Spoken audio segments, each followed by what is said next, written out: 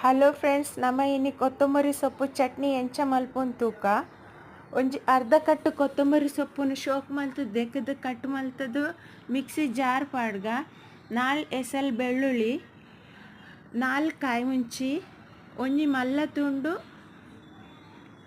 ಶುಂಠಿ, ಒಂಜಿ ಚಮಚ ಜೀರಿಗೆ, ಒಂಜಿ ಮುಷ್ಟಿ ಪುದೀನ,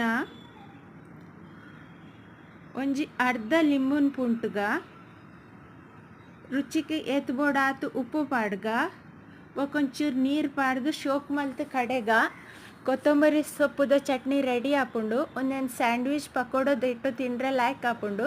ಮಲ್ತು ತೂದು ಎಂಚಾಂಡಂದು ಪನ್ನೆ ಕಮೆಂಟ್ ಮಲ್ತು ಪನ್ನೆ. Okay friends.